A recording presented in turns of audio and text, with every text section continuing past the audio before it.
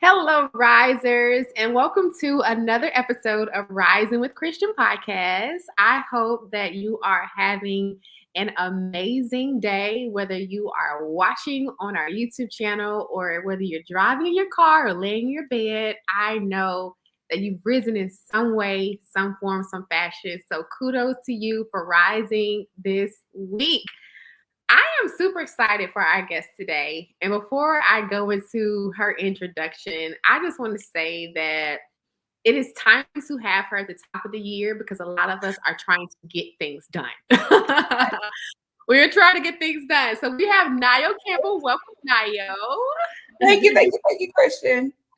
Yes. So for those who do not know Nayo, I'm going to read just a tad bit about her. She is a graduate of Howard University. She's the host of The Griot, a reporter for the Utah Jazz.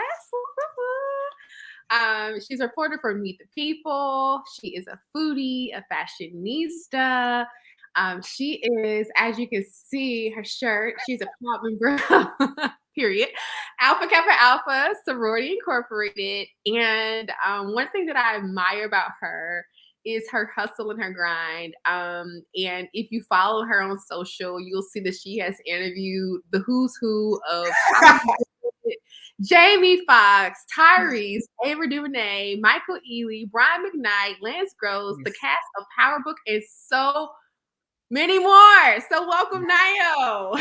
It is kind of crazy to like hear stuff like, be like, hear people talk about you. Like, it's like, wow. Yeah. But Christian, I'm so happy to be here. Thank you for that warm introduction. I've known you for forever. So when I got the email to come on, I was like, heck yeah, we're going to make time for that. Anytime that I get to talk and be a part of your podcast and be a part of what you're doing and the ministry that God's called you to do, it's an honor to be able to share this platform with you and come on and talk to you. Yes, well, I am equally honored. And for those who are listening today, we're going to be talking about mastering the hustle and the grind. So what you're going to learn through Nayo's story and just our organic time together, that she is a hustler, she's a grinder, she gets things done. And I want to help some people get motivated, get some wisdom, because top of the year, Nayo, like oftentimes I hear people saying, what do I do? How do I get things done? Where do I start? How do I handle rejection? And those things are real. Those things are real. So before we get into where you are now, just walk me through like the last 4 years of your life, graduated college, trying to get into your field that you've been working in for a while and it's evolved. So how has the last few years of your life been? It's so crazy because you said how was the last few years of your life, and like immediately I was like, okay, so in 2016 I was doing, and then I was like, we're in 2022, like right? We're in 2022, right? Okay, just making sure. I'm like, wait, is it 2021? I don't know.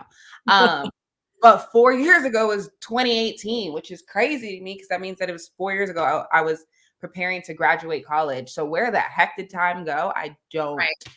Like I'm really kind of. Yeah, you just kind of threw me for a loop there because I'm like, okay, where was I?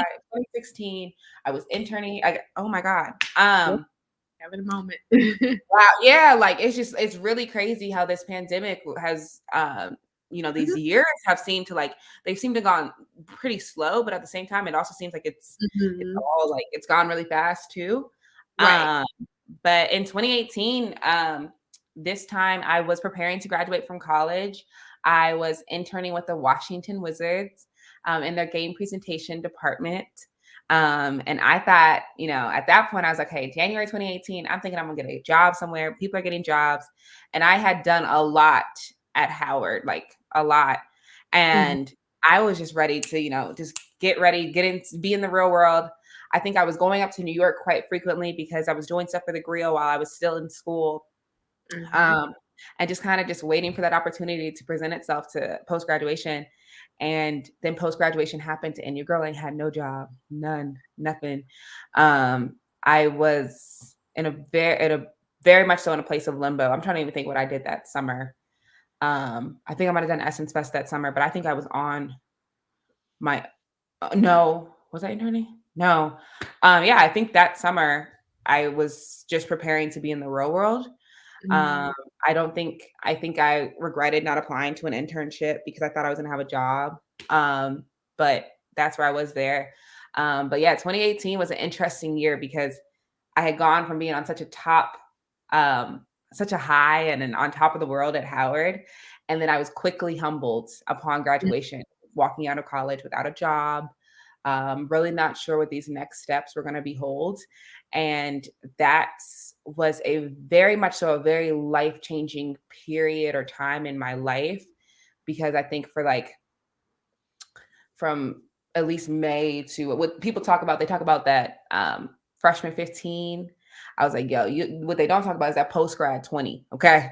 Because that post grad 20, I gained like 20 pounds at that point. I was super upset, disappointed, depressed, feeling rejected, back home with my parents, not really sure what life was going to behold or what was going to happen next and or what life had in store for me really. And in a really kind of funk now that I Yeah. think about it. Yeah, I'm like, okay, like I was gonna tell you all the great things about 2016, but 2018 was a different year, and that was a pretty hard time. Yeah. Yeah. And I remember us talking because I want people to understand that you don't always get what you feel like you deserve, but I do believe in the perfect timing of God, right? So you graduated, you don't have a job, you're trying to navigate this thing, you're being humble, you stated. When did you kind of say, okay, I can't stay here, it's time for me to do something? Um, I went. I was celebrating my friend's birthday, I think, in October of 2020, or around then, or around that time, or it might Mhm. have been like the summer. But I just remember celebrating her birthday, and I remember just being so sad and like Mm. being like, really, really sad, and just not like honestly feeling like a failure, feeling like life was like worthless, like feeling really, really sad. And feeling extremely low and really scared of where I could how low I could get. Yeah. Because I was so low and I only felt like I was getting lower and lower and lower. It was hard to wake up. It was hard to put a smile on. It was hard to create it was hard. And I just remember like talking to my friend and we're just sitting there and I'm like crying and everything was super emotional. She's like, yeah, like I think it's time like for you to really think about therapy. I was like, I don't know how I'm gonna tell my parents. I come from I come from parents that were born in the 50s and the 40s. They're older. And very much so, what the stigma around therapy and mental health in the Black culture and not to shame them or anything like that, but it's just different, right? Like, back then it was almost like frowned upon. And now it's, everyone's talking about therapy and the importance of therapy. But I had to really kind of convince my parents, like, I had to tell them, like, hey, like, I'm not good. I'm not in a good place. And so it was January 2019 that I started therapy. I found a therapist and I started therapy. And I've been going to her since January 2019.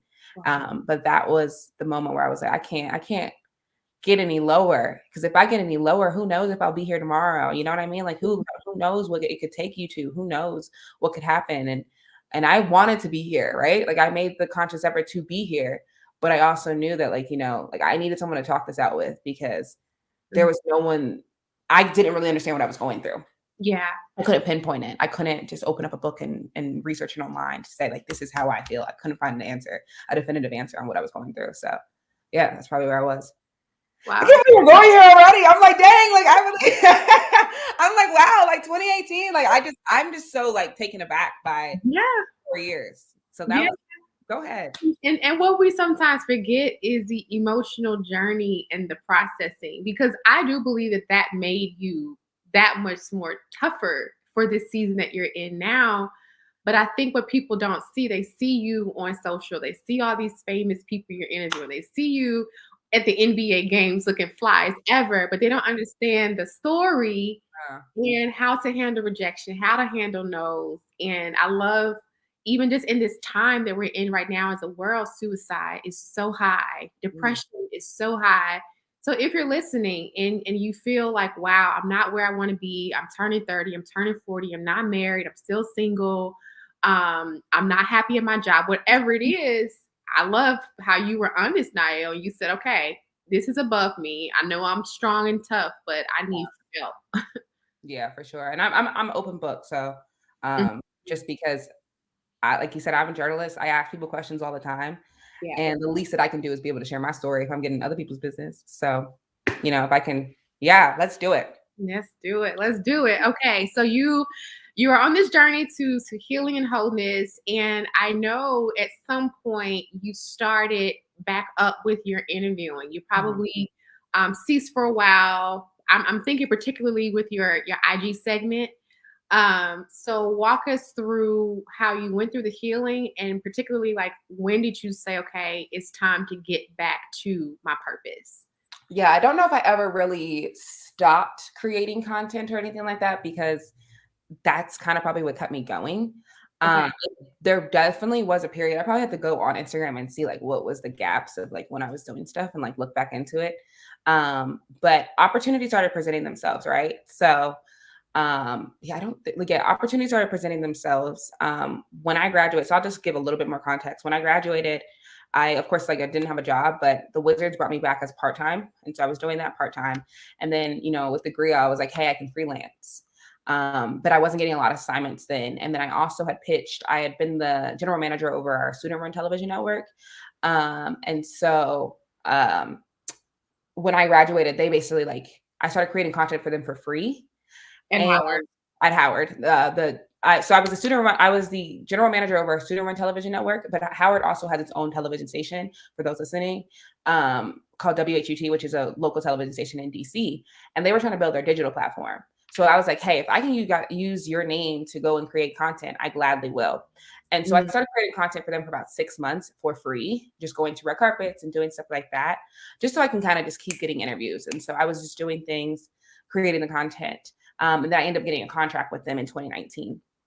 And just making ends meet. And I was babysitting. My therapist reminded me about this the other day. She's like, yeah, girl, you was like, now, like you was babysitting. Like, yeah, that's how you was making your money. Like, that's how you were able to go out. Cause I was really thinking about it. I was like, how much money was I actually making? Like, how was I still able to go out to dinner? And granted, like, I was like living at home with my parents and everything, blessed to have them. But I was like, how was I really? But I really thought about it, and I was like, yeah, like I used to go and babysit so I could afford, like, let me make a quick little $100 so I can go and eat dinner and go turn up with my friends this weekend. But luckily, I'm cute, so I got a lot of free drinks and stuff like that too. Yeah, so I was doing that for a little bit. And so that was kind of like 2018 to 2020-ish. I was doing freelance work. I was working for the Wizards part-time, and I was working freelance for the Griot, working for the Wizards part-time, and doing stuff for WHUT, and had a contract with them. I was doing that and keeping ahead.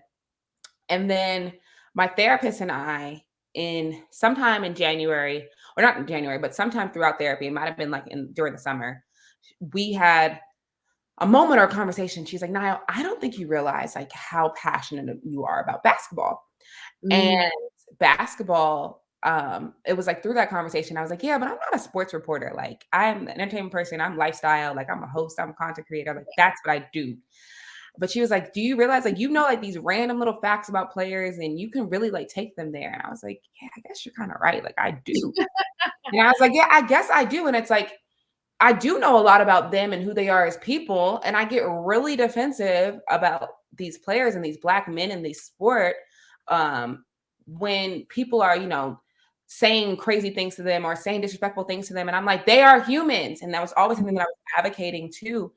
And she's like, there's a space for that. And I was like, you think so? And that was when I kind of realized, like I could be a digital reporter for a team. Like there is space for that because I can tell the content about the players. It doesn't necessarily have to do what's going on the court, but who they are as people. Because at the end of the day, like these men are people too, and they have journeys, they have stories, and I want to be able to be a part of that. And so it was a conversation I had with her then in 2019, and we decided what path I wanted to go down. But again, once I decided what I wanted to do, just because God gives you the dream of what you want to do does not mean that it's going to come to you right away. There's still going to be some hustle and bustle that's going to have to go down that path, right? For an entire year and a half, I had to basically still like reach out to people and tell people what I want to do, et cetera, et cetera. So I wasn't fully in the NBA then, so I was still creating content more so on the entertainment side.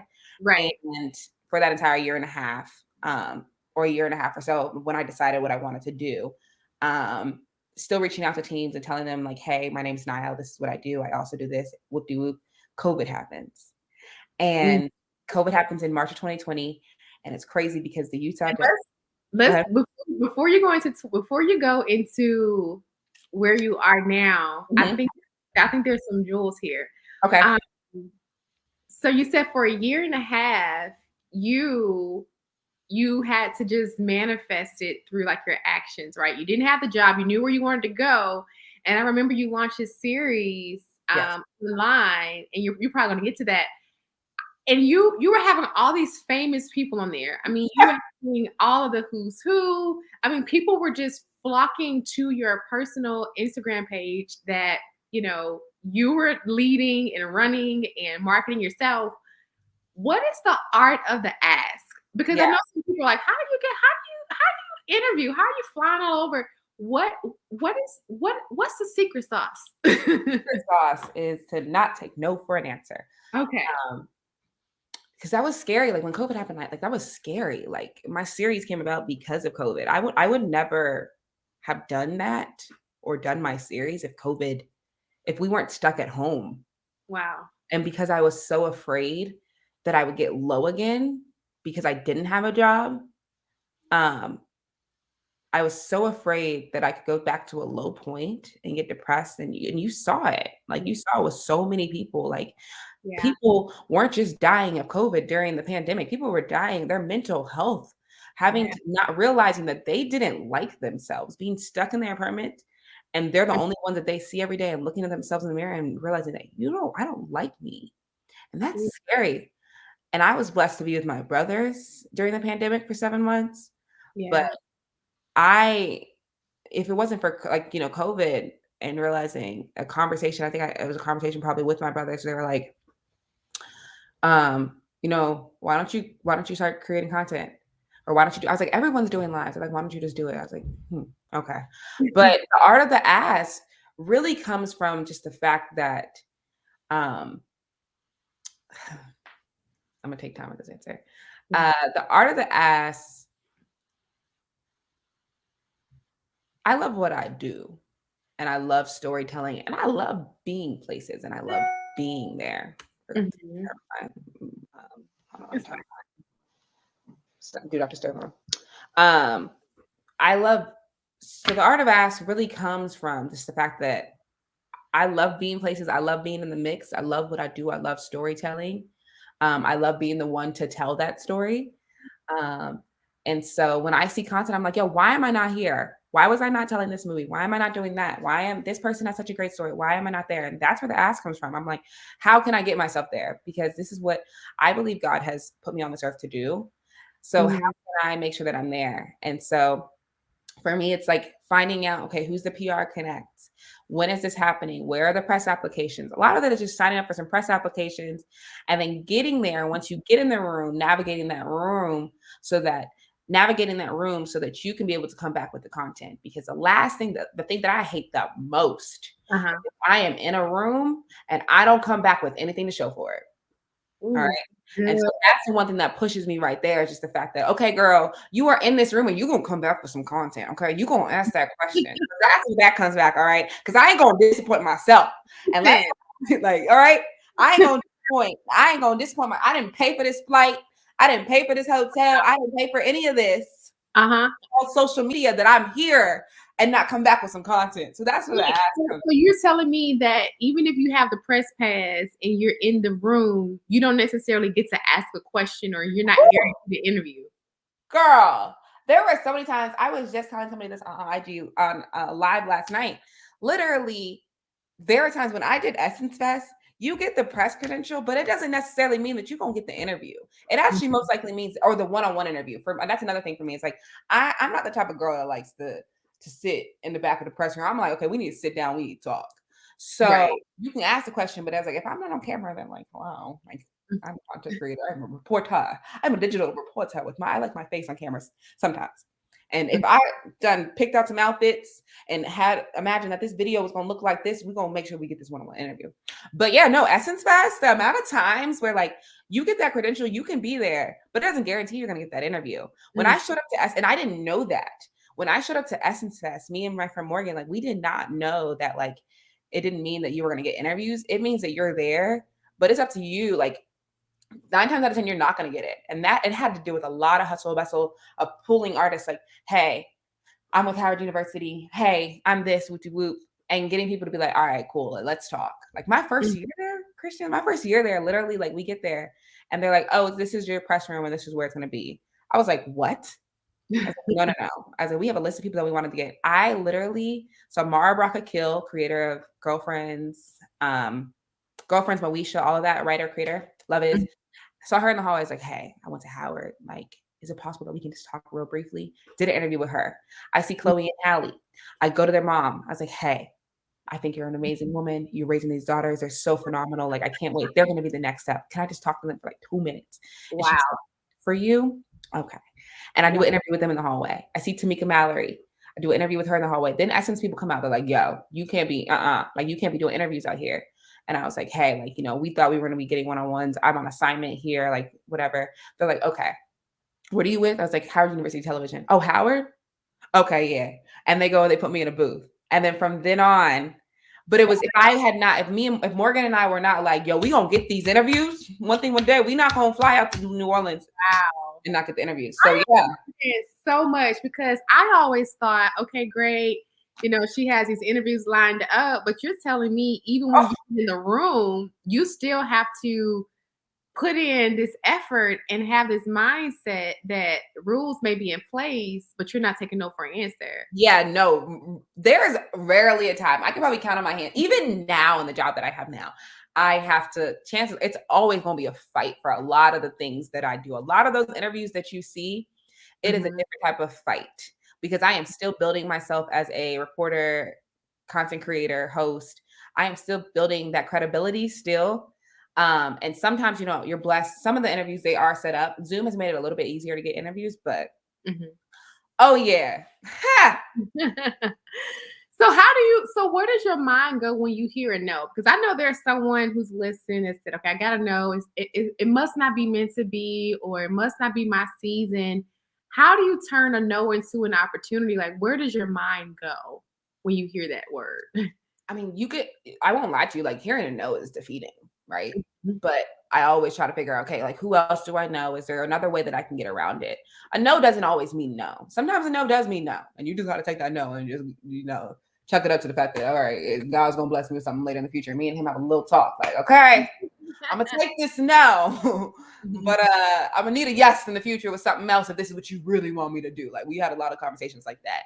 But also just like, you know, if it's we're not sure if I'm whoop-de-whoop or blah, blah, like, okay, well, all right, well, if it's a no for this interview, can I still be here for this? And then lining up stuff there. Of course, like when you start building a little bit more credibility and, you know, you start getting on more red carpets, people start to know who you are.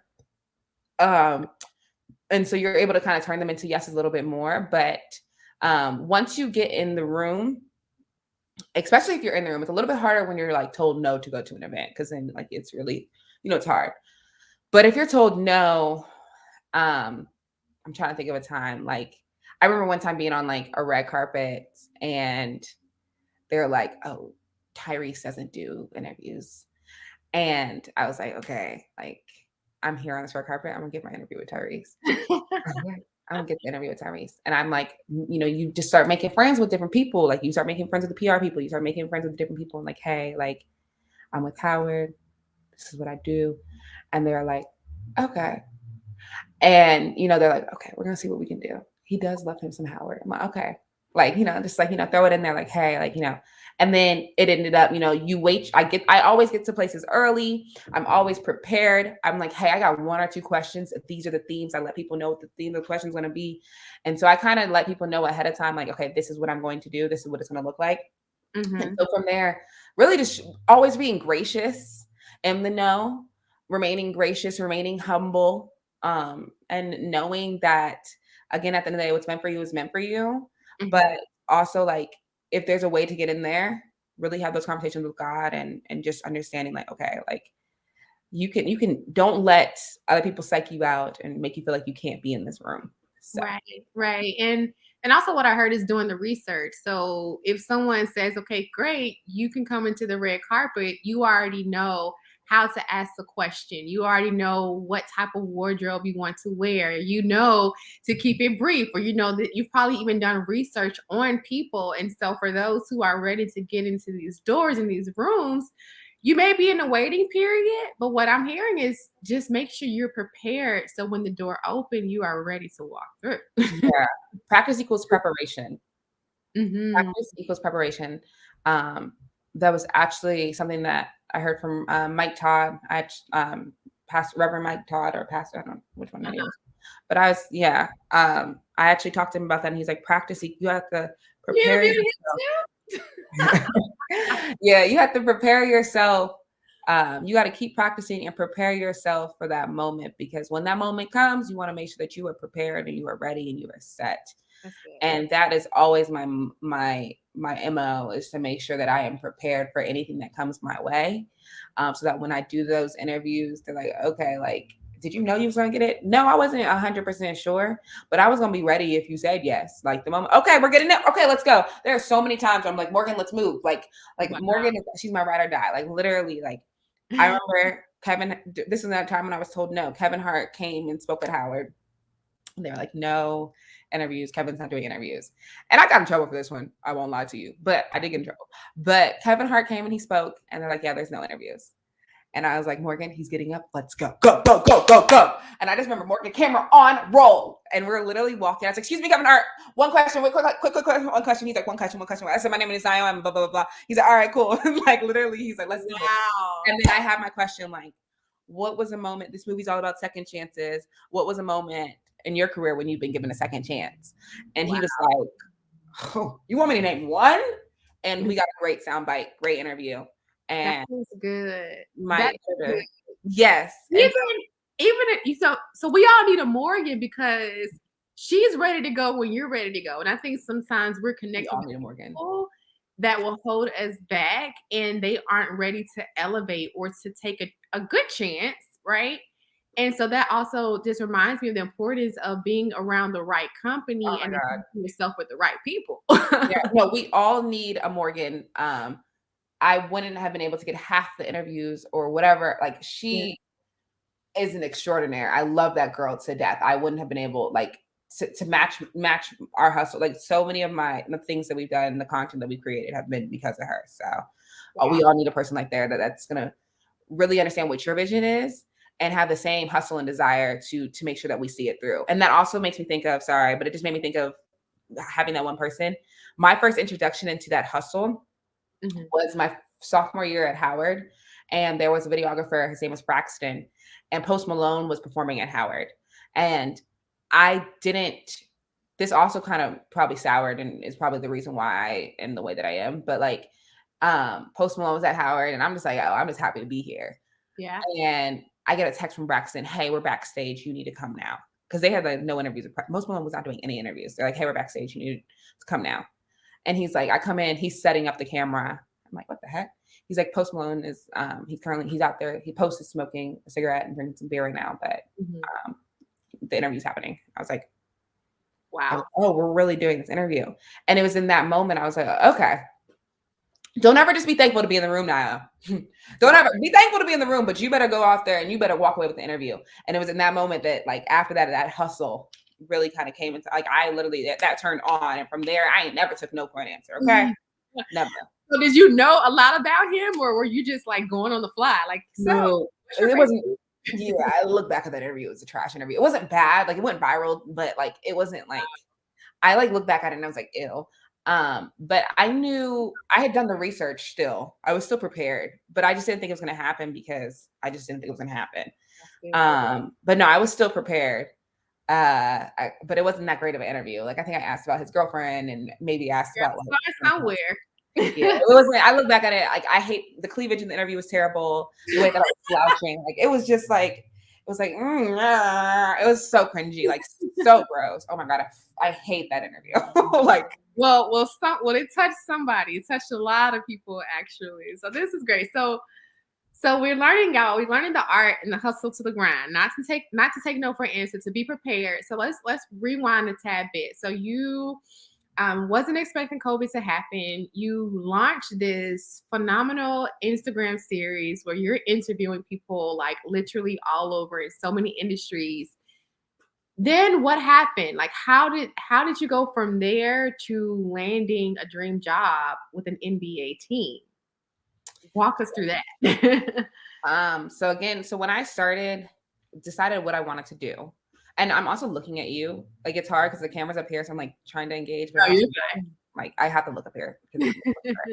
But so when I had decided what I wanted to do, I reached out to so many NBA teams, like on LinkedIn, and just people like, hey, I would just love to like have a phone interview, or not a phone, or just have a phoner to hear about your journey. And I was reaching out to people and just, like giving them a template of what I do and just getting on the phone and talking to people, and whoever responded. Some people didn't respond, some people did, but I really built a lot of connections throughout the NBA. But I did that for maybe 8-9 months and still didn't get a job. Mm-hmm. And COVID happened, and made the decision that Meet the People I said at the beginning of the year, which is so crazy. Again, God, Meet the People happened at the beginning of the year. I was like, I'm going to bring back this show that I started, Meet the People. I started it back in 2014. And I was like, I want to at least have 10 episodes by the end of the year. Mm. And I ended up having 42 IG lives. Wow. God.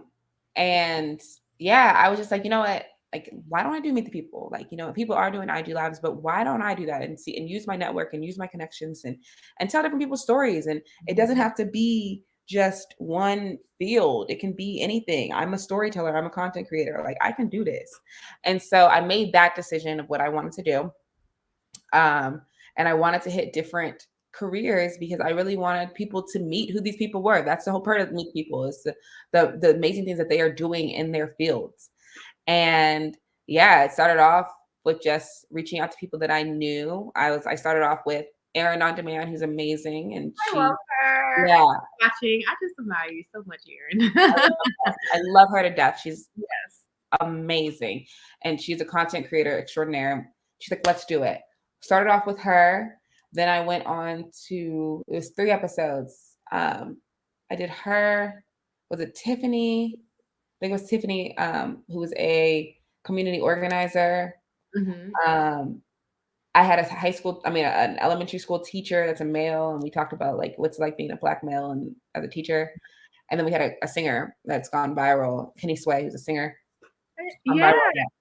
And so I started off with them, and then I said, all right, cool. I have 4 episodes. Now we can start reaching out to different people. And I reached out to my friend Ryan Jamal Swain, who was a star of Pose. And he's like, heck yeah, let's do it. And Morgan and I wrote out a list of people that we wanted to have on the show. So we had Morgan again was my producer. You're Morgan, I love it. No, I'm so excited. So as you're reaching out to these people, I just want to know, like, is it DM? Is it text? Is it email? Is it a combination? Like how are you connecting with these people? The first few people, because I like had relationships with them, were all DMs. And so I did DMs with them.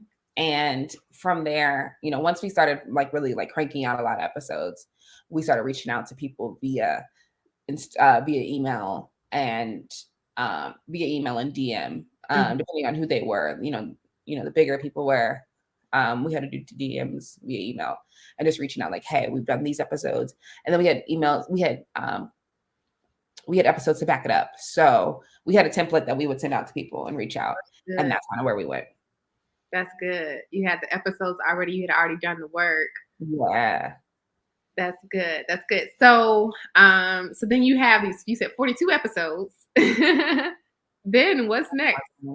What happens next in the world of Nayo? So as I'm still doing these episodes, I'm still working for the Griot. So in addition to the 42 episodes that I had for Meet the People, I also reached out to the Griot like, hey, I would like to do some more celebrity interviews. That also helps build credibility as well. And so I was doing celebrity interviews on their platform. And then I was like, you know what? I really want to do some NBA interviews like while we're here. Like these guys aren't playing, like let's talk to them. Mm-hmm. And so I did some of those. And as I'm still doing that, I'm still reaching out to NBA teams, like still reaching out to people like, hey, like my name is Nayo. And this is what I do. And like even during quarantine, I've done this. And when I launched the player series that I did, I was able to get some players on. And so then I started like sending out to people that I already had established relationships with, like, hey, just had Rudy Gay and Danny Green on. And they were like, oh, like, or hey, I'm going to have one of your players on my Instagram live. It will be great if you like watch it. And like telling people that. Still don't know if that ever helped me with the job, but I, one day, okay, I'm going to keep it super 100. When I was looking at NBA teams, like the last on my list was Utah. Like I was like, I'm not going to go to Utah. Like I don't know anything about Utah. It's not close to home. Like, and so I never really reached out to Utah. I was like, I'm not sure, like, if this is where I want to go. And like how God works, he was like, okay, we're going to send you to Utah. And I was like, you know what? Let me just reach out to them and like see what happens. And I reached out to the social media manager and we talked on Zoom. She's like, hey, like, she responded back and we talked on Zoom for like an hour and a half. Wow. And it was easy. It flowed. And she had seen some of my lives, and after that, things just started going really, really fast. I think I reached out in June and I may have had an offer by August. But I didn't reach out because I saw a job or anything like that. I just genuinely wanted to know, like, what was it like to work for the Jazz? Like, how are you holding up? Like, the Jazz were like allegedly the team. I'm sorry, the Jazz, we were allegedly the team that shut down the NBA, but that was not the case. Like, I hear all like, whatever, boo, tomatoes. Like, literally, like they were, because one of our players like caught it first, but actually wouldn't be surprised if somebody else had it too before that. But yeah, so like, I wanted to know, like, what was that like creating, like having to create content now during this pandemic and not knowing when the NBA season's going to start and, talking like that and genuinely just wanted to hear, like, how are you guys like staying afloat? And it just led to, it was a really easy conversation. And then from there, my name or what I do got out to her higher up. And then I got a conversation with her. And then I ended up getting on another conversation with the even higher up. And again, all of these conversations just felt like, this is where I'm supposed to be. It just felt right. That's good. And then they let me know that they're opening up for this position. And here I am. Woo, your gifts will make room for you. And I just thank you because you didn't stop, you didn't give up, and it was your passion that opened the door. You and your curiosity and just staying in your lane. So for anyone who's listening or watching and you're feeling like, okay, I'm doing all this, I have all these receipts, I have all of this to show for it, just continue to do it. Continue to show up and your gifts will truly make room for you. So passion led you there, but again, we're talking about like your grind and your hustle. How would you define a true grind and hustle, like in your own personal definition? That's a great question. True grind and hustle. Because we all want to hustle. We all want to say we grind, we work hard, but what does that mean? Yeah, true grind and hustle.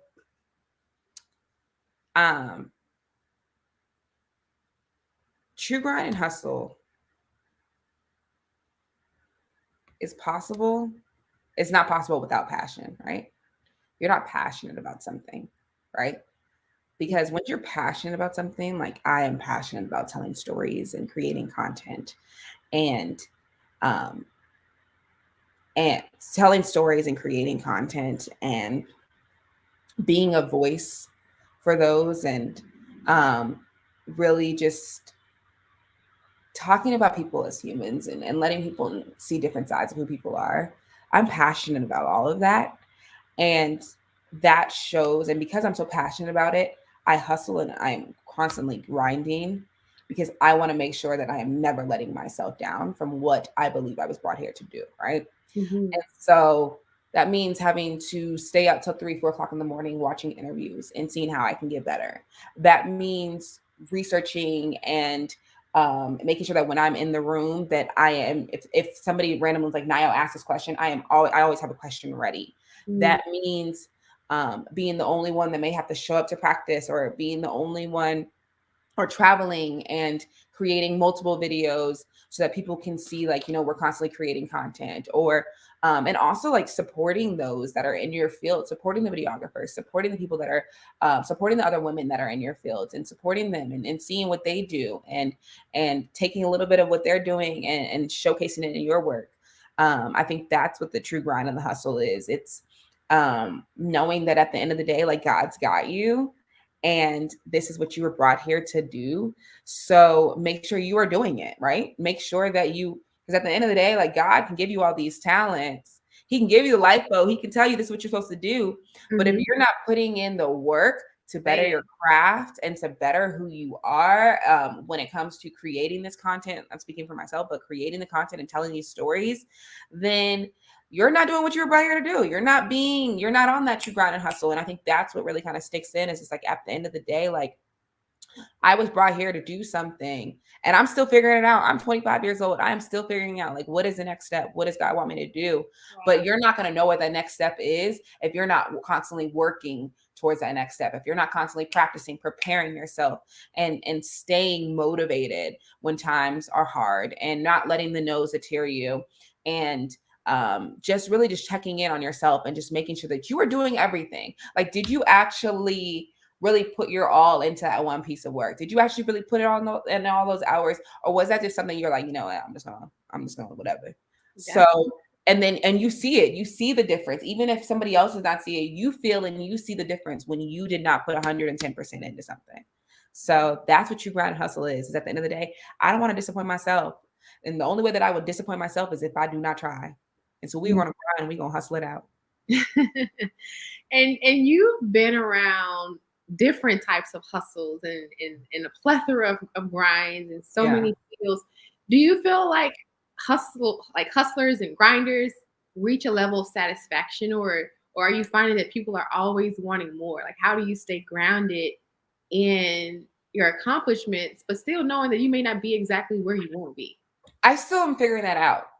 It's very interesting. I think that's why I like the NBA so much because I'm really surrounded by so many people that work so hard at their craft.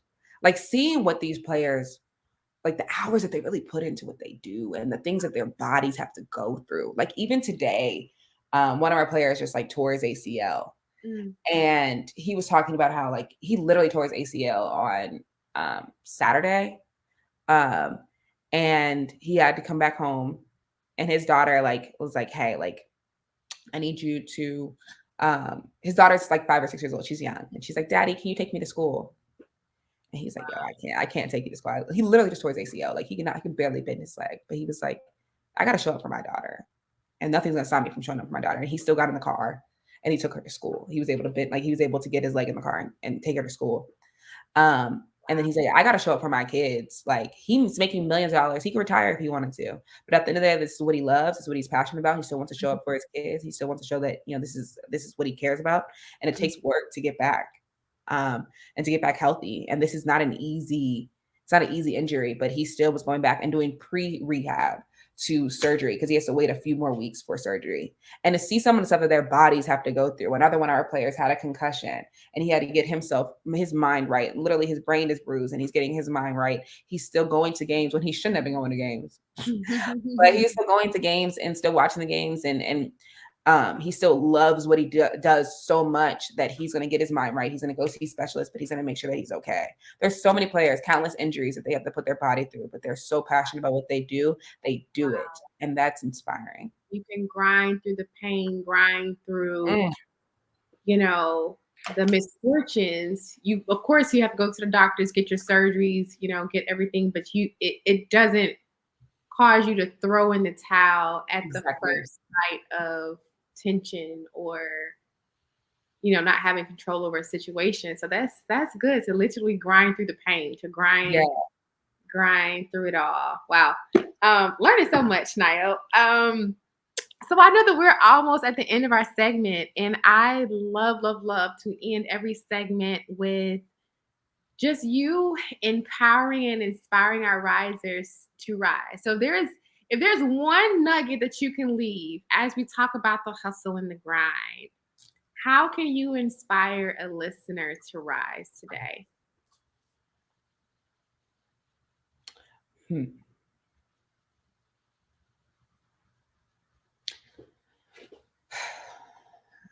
One nugget. I'm looking at something right here that says do all things with love. And that's something that sits on my wall.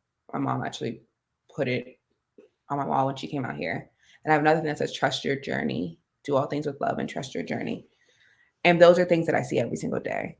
Right. And when you love something, it shows. When you don't love something, you can tell when somebody's not in love with what they do. You can tell when they're not in love with the person, when they're not in love with the work that they're putting out, the content that they're putting out. You can tell, right? And so when you're going after your dreams and you're going after what you're passionate about, make sure that love is at the forefront of that, right? Make sure that you are showing, make sure that you're grateful for where you are, and make sure that you're loving every moment, because life can come at you in an instant. It's quick, you know, minutes are quick, days are quick. We're in 2022, you know, and you really have to take time to really love where you are in that moment. And I'm preaching to myself and I'm speaking to myself, because there's so many times where I'm just so focused to the next moment and so focused on being somewhere else that I don't take time to really just love and thank God for where I am. Like loving the fact that, you know, like I'm here in Utah and it's different and I'm uncomfortable and I'm constantly growing and shaping and changing, but loving just the fact that this was a dream that I had written down in a book and written down in my journal, and it's here. And I have a bunch of content that's coming out that I'm in love with. Wow. And using that word love to really just to make sure that you're checking in on yourself and that you're happy with what you're doing. Because the moment that you take love out of something, you can see how that affects you mentally, spiritually, physically, emotionally. And so do all things with love. Keep that at the forefront. Love the moment you're in, love the skin that you're in, love the content, love what you are doing. And I promise you life will be a lot easier. Drops the mic. I love that. And I love this interview. And I love you. And I thank you so much, because we all want to hustle. We all want to grind. We all want success. But I think it's important for them to hear the nuggets of wisdom and to lastly do it with love. Like, don't just sign up for things because it looks good or it sounds good or it pays well. Do what you love, risers, and it will have its own investment in return. So Nayo, thank you so much again for rising with us. How can we keep in touch? Where can they follow you on social? They can follow me on social. It's my name, Nayo. On Instagram, it's Nayo_Campbell. Twitter, it's Nayo Campbell, Nayo Campbell, like the soup. Hopefully we're gonna get these blue check marks. We manifesting that for 2022. Because I still ain't got no blue check mark and I'm just confused. Like, I don't know what's going on with Twitter. It's coming. The blue check mark needs to come at this point.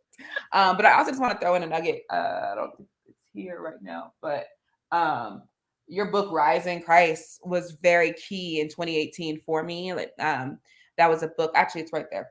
But my best friend and I, that's how we really were able to check in with each other.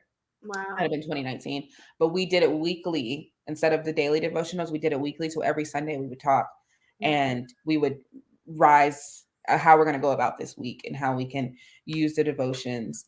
And we wrote and we chatted every week, and that's how we checked in. And that got us through a lot of the year. Just making sure that we were keeping ourselves accountable, because I think it was a 30-day devotional, but you know, we didn't chat every Sunday. But we finished up in like November or December, and it was just very much so how we kept ourselves accountable. So just wanted to thank you for that. And like I said, it's been an honor to be on your podcast. Thank you. I'm so happy. That was a blessing, and you are a blessing to everyone. So thank you again for those who have tuned in, whether it's audio or visual.